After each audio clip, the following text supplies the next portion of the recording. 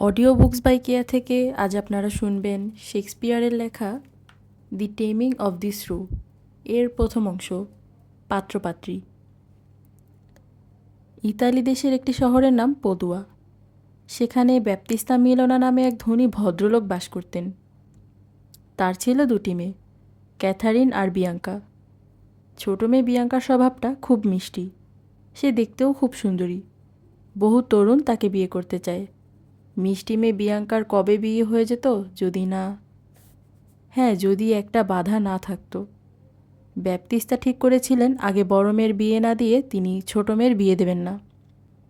আর গণ্ডগোলটা সেখানেই। বড় মেয়ে ক্যাথারিন দেখতে সুন্দরী হলেও কি হবে, সে ছিল ভীষণ বদমেজাজি। তার জিভটি একেবারে শান দেওয়া। সে যাকে যেমন খুশি গালাগালি করে। বয়স্ক লোকদেরও সে ছেড়ে কথা বলে না। এই কড়া মেজাজের জন্য তার কাছে কেউ ঘেঁষতে চায় না।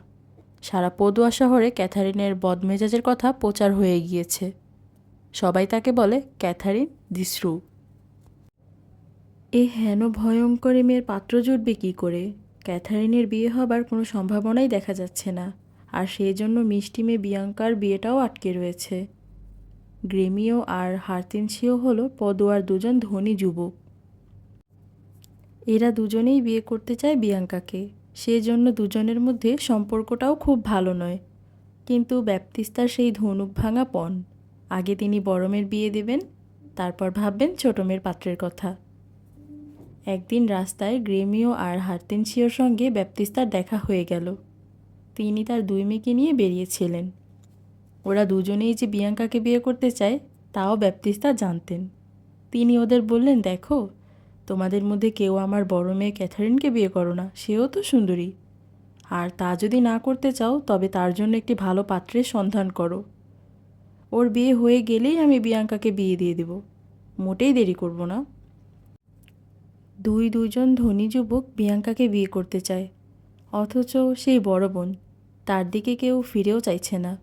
এতে ক্যাথারিন খুব রেগে গেল। সেও ওদের দুজনকে কিছু কড়া কড়া কথা শুনিয়ে দিল। বিয়াঙ্কা বলল, আমি এখন বিয়ে করব না, বাড়িতে বসে লেখাপড়া করব, গান বাজনা শিখব। ব্যাপ্তিস্তা বললেন, এ তো খুব ভালো কথা।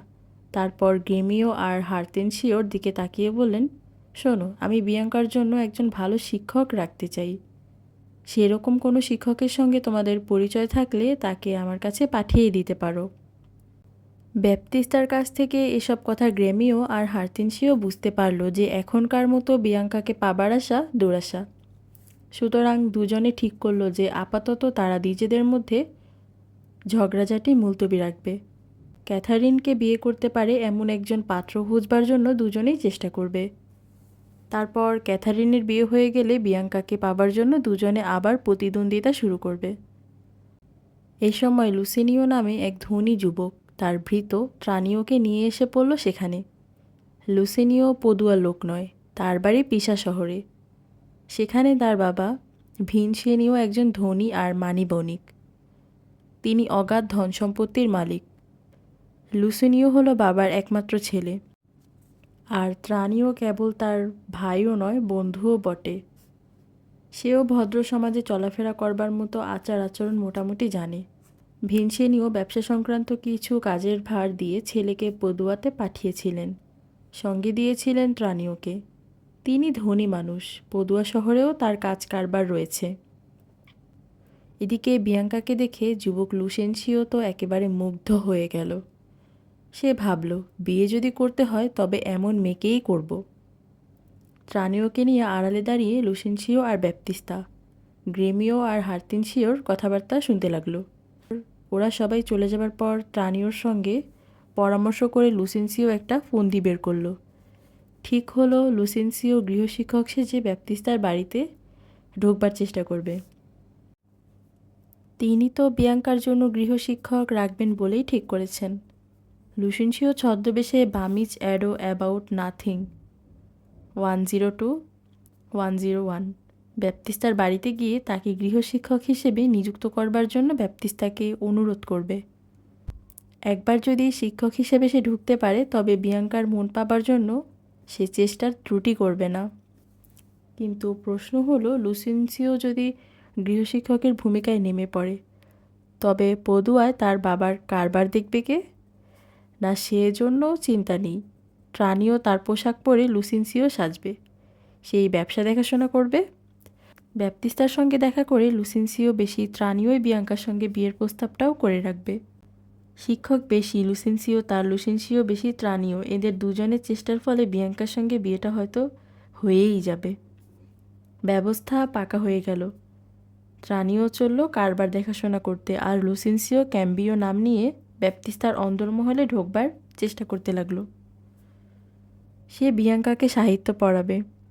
নিজের বাড়ির সামনে আসতেই হার্তেনসিও দেখল সদর দরজার সামনে খুব হট্টগোল হচ্ছে।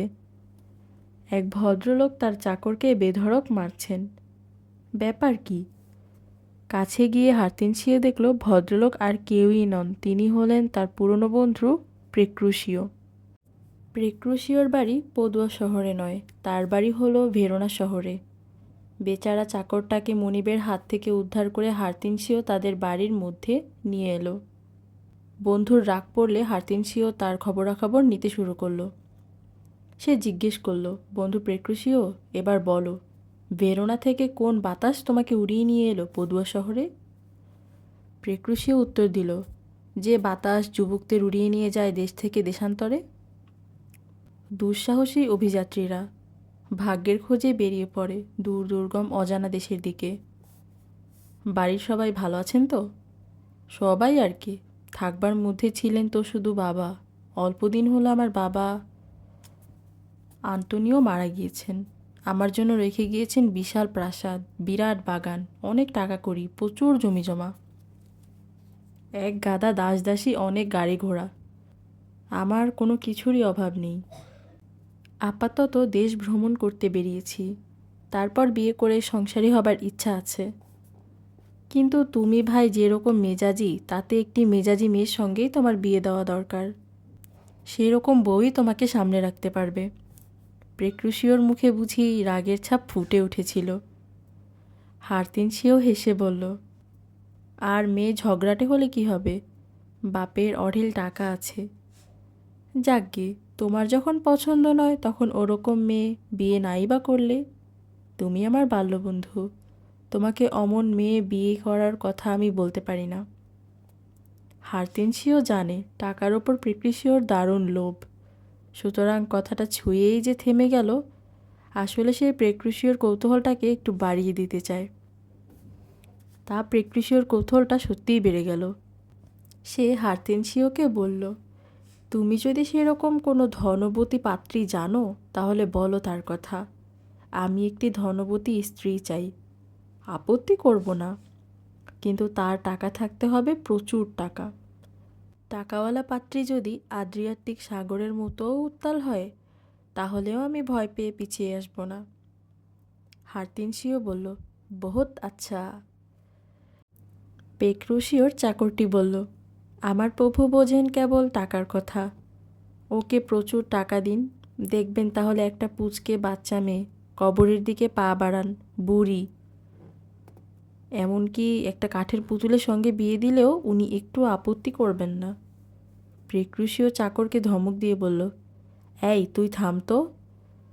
তারপর হার্তেনসির দিকে তাকিয়ে জিজ্ঞেস করল, কি হে, কোনো ধনবতী পাত্রী তোমার সন্ধানে আছে নাকি? তা তো আছে, কিন্তু সে মেয়ে সত্যি সত্যিই খুব মুখরা আর প্রচণ্ড ঝগড়াটে। দেখতে কেমন? দেখতে কিন্তু সত্যি সত্যিই সুন্দরী, আর বয়সটাও কম। অবশ্য আমাকে সোনার তাল দিলেও আমি এরকম মেয়ে বিয়ে করব না। প্রেক্রুশিও বলল, আমি করব। সোনার মর্ম তুমি বোধ হয় জানো না। এখন বলো, মেয়েটির বাবার নাম কি? বাবার নাম ব্যাপ্তিস্তা মিনোলা, মেয়েটির নাম ক্যাথারিন মিনোলা। বন্ধু হার্তেনসিও, ক্যাথারিনতে দেখবার জন্য আমার মন অস্থির হয়ে উঠেছে। তুমি আমাকে সিনোর ব্যাপ্তিস্তার কাছে নিয়ে চলো। তা নিয়ে যাব, কিন্তু বন্ধু, তোমাকেও আমার একটা উপকার করতে হবে। কি উপকার? প্রেক্রুশিও জিজ্ঞেস করল।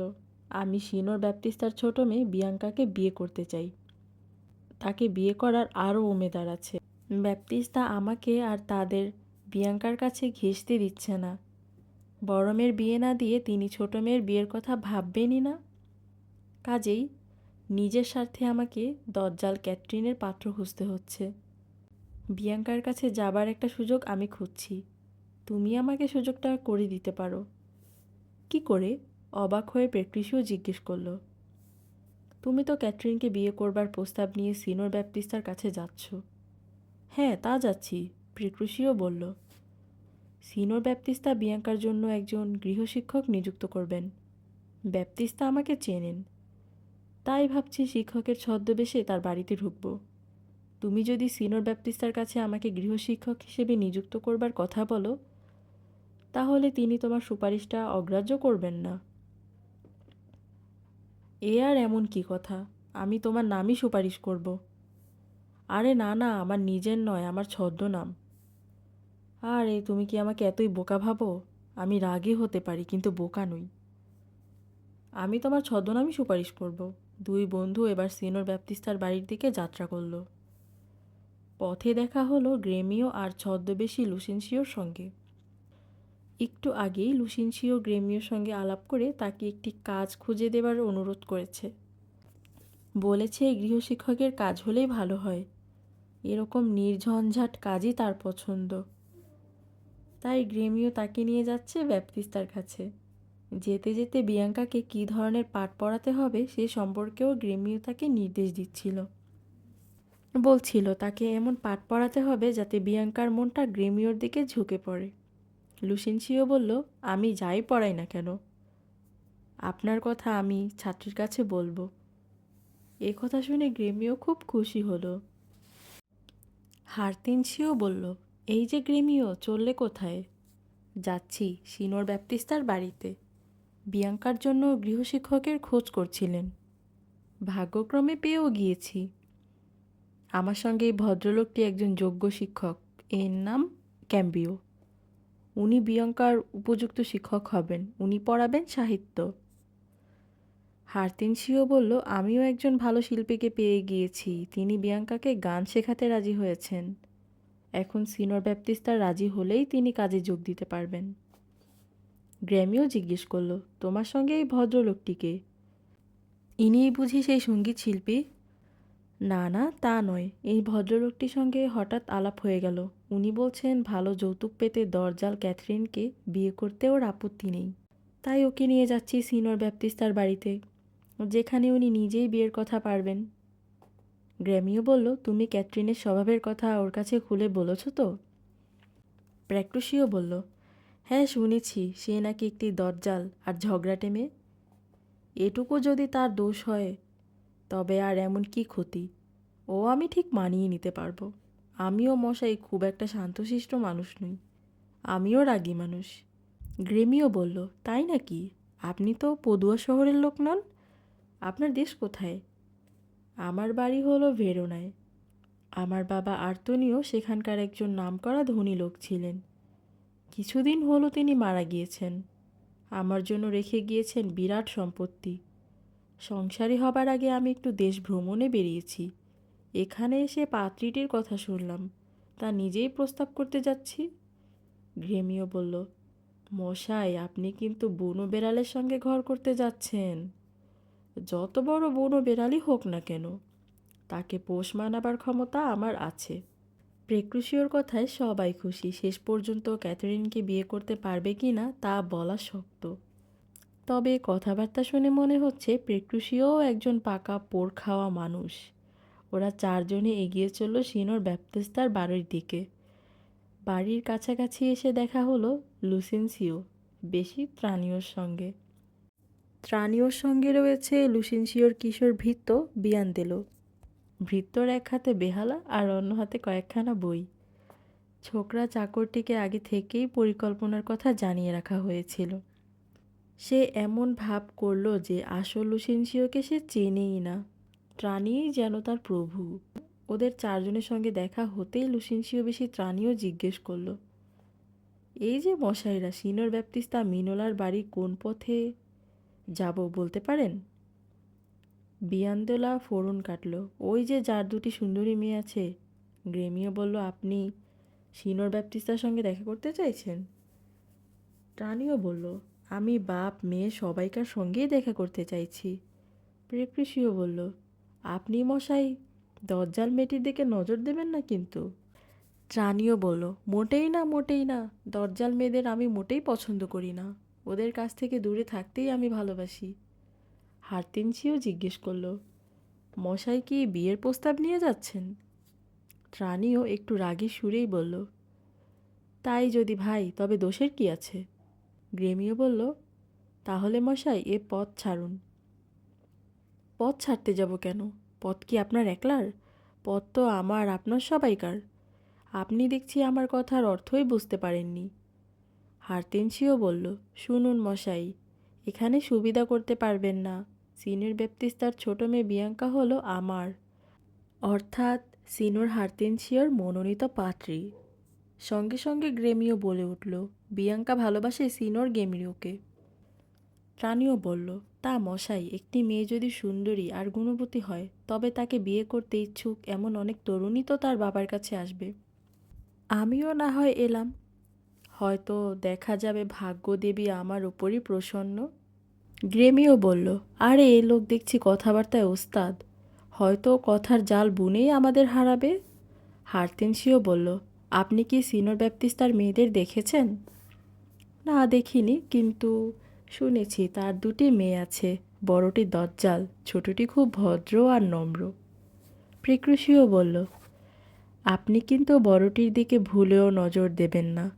তার কথা আপনি ভাববেন না, সে আমার মনোনীতা পাত্রী। গ্রেমিও ঠাট্টা করে বলল, হ্যাঁ হ্যাঁ, বড়টি থাক আমাদের এই মহাবীর হারকিউলিসের জন্য। প্রেয়সীও বলল, কিন্তু বড়টির বিয়ে না হলে সিনিয়র ব্যাপ্তিস্তার ছোট মেয়েটির কাছে কোনো প্রাণী প্রার্থীকেই যেতে দেবেন না। আমি বড়টিকে বিয়ে করতে পারলেই তবে ছোটটির পথ পরিষ্কার হবে। রানীও বলল, তবে আপনিই পথটা পরিষ্কার করে দিন, ছোট মেয়ের বিয়ের বাধা দূর হোক, তারপর তাকে স্ত্রী রূপে পাবার জন্য শুরু হোক আমাদের মধ্যে প্রতিদ্বন্দ্বিতা। দেখা যাক ভাগ্যদেবী কার দিকে মুখ তুলে চান। আপনার পরিচয়টা তো জানতে পারলাম না। প্রেয়সীও বলল, আমার পরিচয়? ও হ্যাঁ, এখনও তো সেটা দেয়া হয়ে ওঠেনি। আমার নাম লুসিনসিও, বাড়ি পিসা শহরে। সেখানে আমার বাবা ভিনসেনসিও একজন ধনী আর মানি বণিক। এই পদুয়া নগরেও আমার বাবার আড়ত আছে। ব্যবসায়ের কাজেই বাবা আমাকে এখানে পাঠিয়েছেন। সিনিয়র ব্যাপ্তিস্তার ছোট মেয়ের রূপ গুণের কথা আমি শুনেছি, তাই তার সঙ্গে নিজের বিয়ের প্রস্তাব নিয়ে আমি নিজেই এসেছি। আসুন, সিনিয়র ব্যাপ্তিস্তার কাছে যাবার আগে আমরা সবাই মিলে একটু আনন্দ করি। চলুন সবাই মিলে একসঙ্গে একটু পানভোজন করা যাক। এই প্রস্তাবে কারো অমত হলো না।